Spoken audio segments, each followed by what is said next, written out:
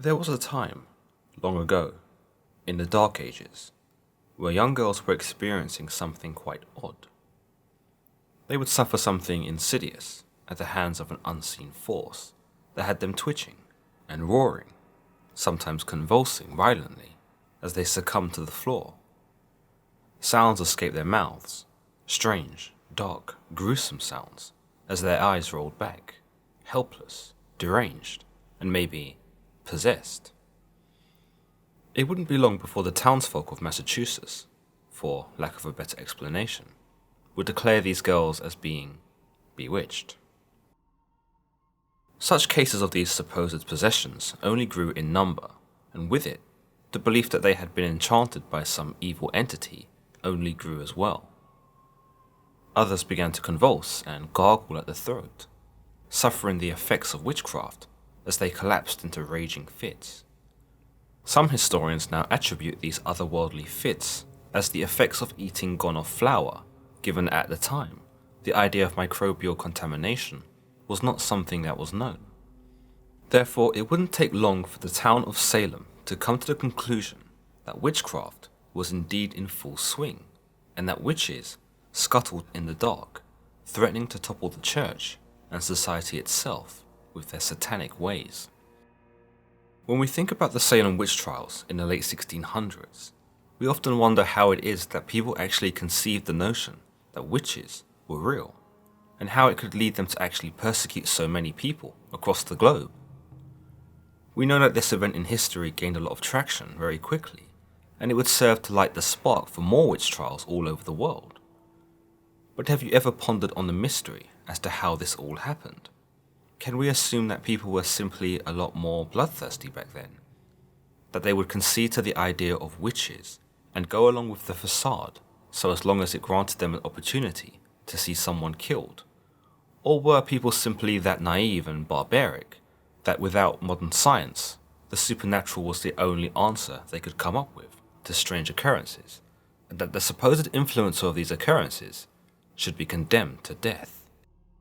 I don't believe there's a concrete right answer to these questions, but I believe that the devil is in the details, and that there were many factors that contributed to the rise of one of history's most bizarre and tragic times. One of these factors is mass hysteria, that prompted the church to take action against those who would practice and encourage witchcraft. But this hysteria was only further stimulated by those who didn't know any better, and perhaps, more insidiously, by those who may have been secretly working the system. One who seemed to be complicit in such an act was the woman we know as Tituba. What makes the so-called witch Tituba so unique in Salem witch trials, if not throughout all of witch trials, is that she became of value to the church in identifying other witches. Whether she actually believed in witches herself and believed that she was assisting the church in God's work is up for debate, but many believe she used the widespread panic of witches to her advantage, for she was able to manipulate the masses with her tales of witches and Satan, which she used to keep herself alive, as the church believed most of what she said was true. We don't know much about her origins, other than she was said to have originated from Barbados, but was brought as a slave by a plantation owner named Samuel Parris in 1680. Other historians believe that she had originated from Venezuela, and that she was a part of a tribe known as the Arawak. Whether or not she was born a slave or happened to become one is unknown, but we know for sure that Samuel Parris became her lawful owner and would incorporate her into his household as something of a childminder or a maid. Some accounts have it that Tituba was a teenager when she arrived in Massachusetts with Parris, and that she was accompanied by another slave, a Native American man named John, whom she would be allowed to marry. But the Parris family wouldn't remain in Massachusetts for long, because Samuel Parris fancied himself as a minister and soon became one in the heart of Salem, where the family relocated to in 1689. Tituba would be tasked with taking care of Parris's 9-year-old daughter, Betty, to whom she is said to have become very close to. She would also take into care Parris's 11-year-old niece, Abigail Williams. It would seem like a calm life, at least for a slave, considering the extremes we've seen slaves pushed to in other settlements across America. But things would soon take a dark turn when both Betty and Abigail began suffering from fits and convulsions.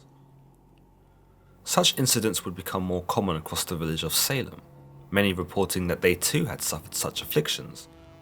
Whether or not they were telling the truth, or simply jumping on the bandwagon to appear current, is up for you to decide, but such ailments were reported, and they only grew as time went on. Additional symptoms would soon be reported, including bites and pinches, but doctors at the time could not provide any significant remedy, and so chalked it all up to some sort of supernatural occurrence. Matters were only made worse when friends of the Paris family began to report hallucinations and visions, where a friend of Betty and Abigail's came forward to report that they had visited a fortune teller. And thus, with no real idea as to what was causing the fits that the girls were experiencing, doctors were quick to point the finger at dark magic. This began the hunt for the practitioners of the occult. Given her closeness to the girls, Tituba would be blamed first for her involvement of what the village were calling witchcraft. It was easier to blame the slave girl after all, for culturally and ethnically, she was not one of them, and therefore wouldn't have been missed if she took the fall for the crime of witchcraft. She was accused of baking a witch cake, as well as using egg yolks to foretell the future of the Paris girls. She was also accused of voodoo, given that she was said to have been taken from the foreign land of the Caribbean, and as a result, may have had dark skin, which led the white folk of Salem to stereotype Tituba as some kind of voodoo Satanist priestess. Their use of the term voodoo is possibly misplaced, but for lack of understanding, they chose to use this word to describe the black magic that Tituba was accused of. Despite likely hailing from the Caribbean, it's been disputed as to whether Tituba was actually black, where some argue she was actually Indian, or at least a mix of African Indian. Her origins, nonetheless, are unclear. Tituba didn't really have much of a say in her defense as a slave, even though her work with the Paris family contradicted the claims against her that she was a witch, given that she prayed with the family daily, serving them meals and doing their chores. Along with Tituba, a mentally ill woman by the name of Sarah Good, who lived in the community, and another woman named Sarah Osborne, who was often at odds with the Paris family, were also accused of being witches. The three would stand trial in the very first Salem witch trial, before a court, and were asked to answer to their charges. Not surprisingly, Sarah Good and Sarah Osborne, both of whom were white women, were quick to deny their charges. It seems only logical that Tituba would do the same, but some argue that Tituba was one step ahead, for she knew that between the three of them, she would be condemned for the crime, given that she was essentially a foreigner, a slave, and not someone anyone would believe anyway. This sentiment was said to have been echoed by the two women who stood accused, one who was mentally ill anyway, and one who resented Tituba because of her association with the Paris family. So she stood before the court when questioned, and was likely met with a chorus of gasps when she said that she had indeed committed the crime, and that the devil had come before her and forced her to do it. She would go on to speak in great detail about the devil himself, captivating the courtroom with such a colourful tale that the court could not dismiss her as easily as they may have intended. She would prove to deliver a compelling statement that was clear, convincing, and seemingly authentic. Some say that her accent may have been beneficial in conveying her story, for it added to the mystery and the intrigue. She described the devil as a tall, white-haired man in a long dark coat, who had threatened her into hurting the children. If she did not comply, he would kill her. The tale was so elaborate and well thought out that she even began to include Satan's animal minions, a huge black dog, a pig, a black cat, a red cat, and a yellow bird. She would also describe an ambiguous monster that had hair all over its body and walked on two legs. There was also another creature that she said was difficult to describe, but that it had the head of a woman, two legs, and wings. In her testimony, she would later imply that this creature was actually Sarah Osborne's true form, a claim that may have sealed the other woman's fate. By this point, she had the courtroom so captivated with her tale that none would dispute its validity.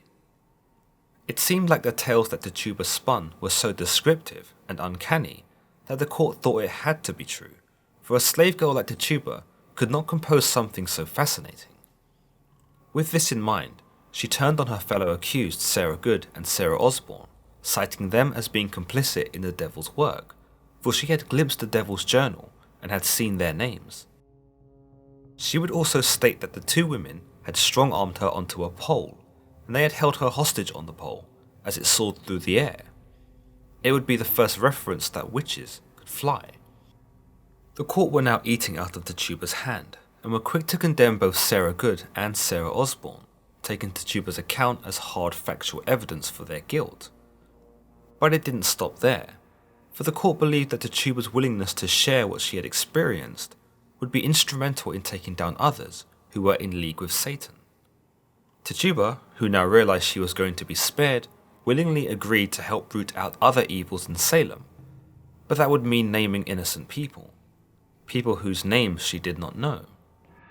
She was pushed by the court to recite the names of those she'd seen in the devil's book, but during these moments, she declared that the devil had not let her see the book just yet. The more they pushed her, the more she would drip feed them false information that would lend to her value, stating that while she had not seen other names yet, she had sensed evil in Salem, and that there were definitely other witches here in the village. It was unlikely Tituba's intention, but her false confession that would serve to save her own skin would lead to the capture and torture and imprisonment of up to 150 people in Salem. The authorities were hell-bent on eliminating the other witches that Tituba had spoken about, and in the process would go on to execute 19 people who they suspected were written in the devil's journal and practicing witchcraft. When asked to confirm those who were captured, Tituba would continuously claim that she had not yet seen the devil's book, and he was keeping it from her now. It seems pretty evident that while Tituba was content to keep spinning tales about the devil to stay alive, she was not comfortable with implicating anyone, and so continued to say that she didn't know their identities. Eventually, Tituba would declare that she was blind, and that the devil was mad at her for having spilled his secrets. As a result, he had taken away her sight, and conveniently, this would make her furthermore inept to successfully identify the remaining witches. Tituba was imprisoned, which is quite strange given that those who normally confessed to witchcraft were usually executed. The fact that Tituba was still alive is quite remarkable, but what might have been even more remarkable is that she was released from prison after all was said and done, and with her husband John, they left Salem and were never seen again. Others believe that she had been bailed out of prison by an unknown entity, perhaps the devil himself, in a cruel twist of fate, that she had come to ironically serve him by inadvertently condemning so many supposed witches to death, as well as determining the imagery and shape of what the witch hunts would become. Let me know in the comments below what you thought about Tituba and the Salem witch trials. Would you have done the same in her position in order to ensure your own survival? Do you think her condemning of Sarah Good and Sarah Osborne was justifiable, given that they were said to have been unpleasant to her in court? Or maybe you think that she shouldn't have used them in order to escape her own unwarranted conviction? Perhaps you believed that Tituba was indeed a mastermind who was able to manipulate the court with words. Or maybe you think she actually did possess some magical ability, that she was able to entrance her audience in the way that she did. Let me know in the comments below, and don't forget to give the video a thumbs up and hit the subscribe button. Until the next time, guys.